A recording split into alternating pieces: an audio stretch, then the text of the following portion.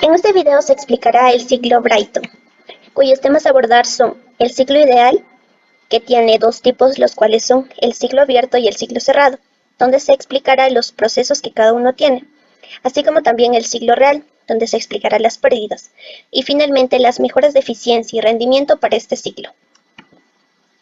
El ciclo Brayton, también conocido como ciclo Joule, es un ciclo termodinámico consistente, en su forma más sencilla, en una etapa de compresión adiabática, una etapa de calentamiento isobárico y una expansión adiabática de un fluido termodinámico compresible. Dentro de los tipos del ciclo ideal se encuentra el ciclo abierto, que nos muestra y describe el comportamiento ideal de un motor de turbina a gas, tal cual se muestra en la imagen. Un claro ejemplo son los motores que son utilizados en las aeronaves. Las etapas del proceso del ciclo abierto son: admisión. Indica que por la boca de la turbina ingresa el aire que se encuentra frío y a presión constante. Compresor. El aire que ingresa es comprimido y seguidamente irá hacia la cámara de combustión mediante el compresor que está unido mediante un eje a la turbina, la cual hace que se mueva. La cámara de combustión. Dentro de la cámara de combustión, el aire se calienta por la combustión del queroseno, más conocido como el querosene. El aire puede realizar una expansión debido a que la cámara se encuentra abierta. Turbina. El aire caliente pasa por la turbina, a la cual mueve. En este paso, el aire se expande y enfría rápidamente. Escape. Finalmente, el aire enfriado, que está a una temperatura mayor que la inicial, sale hacia el exterior.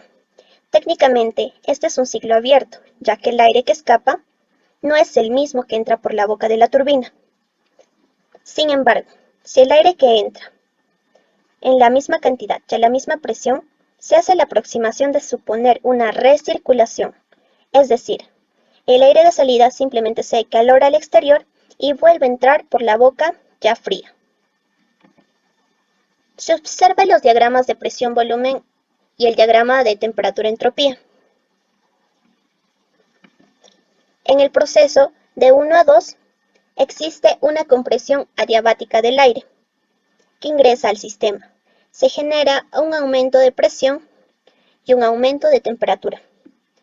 En el proceso de 2 a 3 existe un calentamiento isobárico del fluido comprimido mediante la incorporación de combustible y la ignición de la mezcla. En el proceso de 3 a 4 existe una expansión adiabática del fluido de trabajo en la turbina, donde se entrega energía mecánica al eje de la máquina. Y finalmente se encuentra el enfriamiento.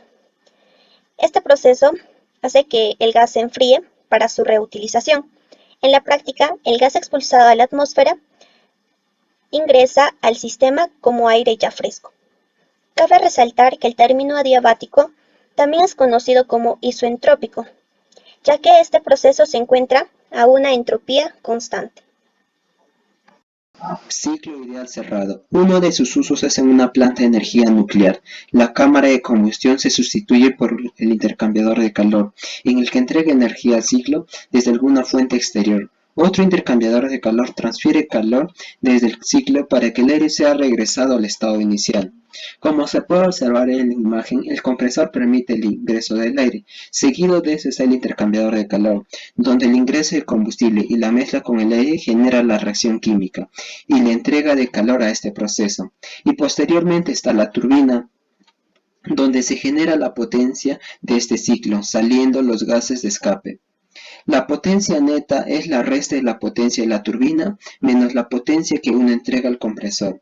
Y por último está el intercambiador de calor, el cual genera las pérdidas de calor de este ciclo. En este ciclo tenemos 4 procesos. De 1 a 2, compresión isentrópica. En el gráfico temperatura-entropía tenemos que la temperatura aumenta y la entropía se mantiene constante. En el diagrama presión-volumen tenemos que la presión aumenta y el volumen específico disminuye levemente. De 2 a 3, suministro de calor isobárico. En el diagrama TS tenemos que la temperatura aumenta considerablemente y la entropía de la misma forma. En el diagrama PV tenemos que la presión se mantiene constante y hay un aumento leve del volumen específico. De 3 a 4, Expansión isentrópica.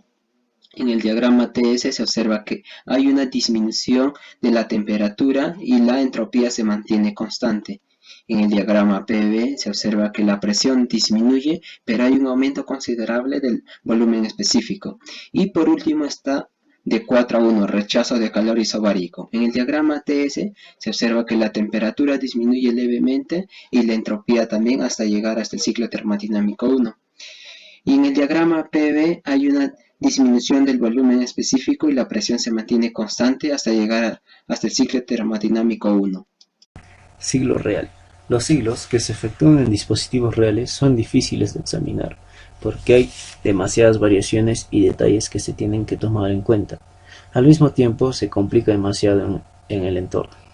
Para facilitar el estudio de los ciclos, se optó por crear el llamado ciclo ideal, en el cual se eliminan todas esas complicaciones y retrasos para tomar decisiones, que no arrojan resultados extremadamente exactos, pero los márgenes de error son insignificantes, acercándonos mucho a los valores reales. Así pues, estos valores se alejan de la realidad, pero en una manera muy moderada. Se puede afirmar que difieren, pero se encuentran aproximadamente en el mismo rango. Desviaciones que presenta el ciclo real respecto al ideal. Debido a las irreversibilidades que presentan los ciclos reales, los procesos de suministro de calor no son completamente isobáricos y los de expansión y compresión tampoco.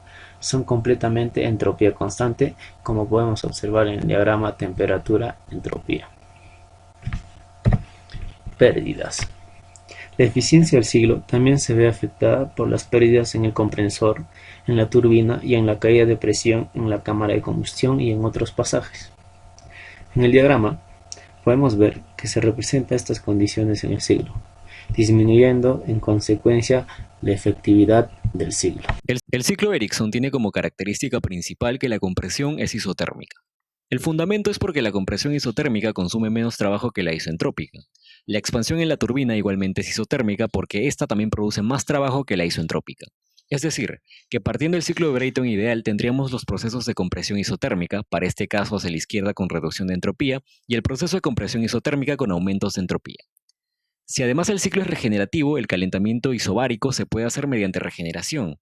Es decir, todo el calentamiento en este punto de la salida de compresión isotérmica hasta la entrada a la turbina se puede hacer redirigiendo el calor que tienen los gases a la salida de la turbina, de tal manera que todo el calor aportado se va a generar durante la expansión isotérmica y todo el calor cedido se va a obtener de la compresión isotérmica, considerando así un ciclo de compresión y expansión isotérmica y completamente regenerativo.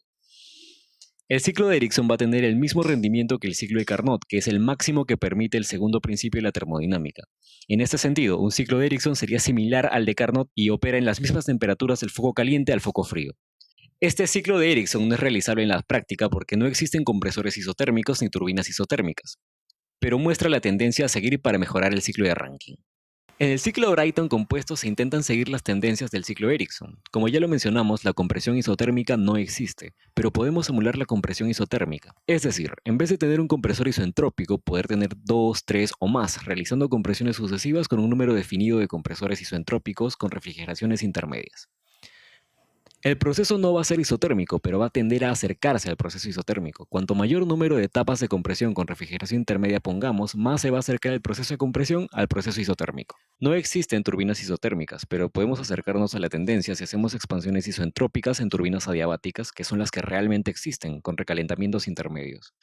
Esto se consigue instalando cámaras de combustión intermedias en las cuales se recalienta el gas a presión constante. Vemos en el diagrama TS la evolución de expansión de la primera turbina, el recalentamiento intermedio de la cámara de combustión y la expansión en la segunda turbina.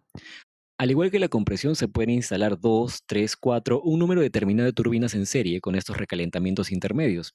De esta manera podemos construir una nueva turbina de gas, que va a tener un número determinado de compresores y turbinas con enfriadores intermedios. Normalmente el de turbinas es menor al de compresores, en este caso las turbinas con cámaras de combustión intermedia. Siempre el ciclo va a ser regenerativo. El conjunto se suele montar en varios ejes agrupando los compresores y las turbinas de alta presión y los compresores con las turbinas de baja presión. En este caso vamos a obtener un ciclo de trabajo representado en el diagrama TS tal y como se muestra en la figura. Vamos a tener varios procesos de compresión, exactamente 2 con refrigeración intermedia. Vamos a tener procesos de expansión con recalentamientos intermedios, regeneración entre el punto 2 y el punto 2R. En este caso, el ciclo Brighton compuesto va a mejorar mucho más el trabajo neto del ciclo, ya que el trabajo de compresión va a reducir. Como vemos, el proceso neto se va a parecer mucho más al proceso isotérmico. Igualmente, el proceso de expansión en el punto 3 a 4 se asemeja al proceso isotérmico, lo cual va a aumentar el trabajo de las turbinas y globalmente el trabajo neto. Además, si es regenerativo, el rendimiento va a ser mucho más elevado, porque solo aportaremos calor a la cámara de combustión principal y a la cámara de combustión a alta temperatura.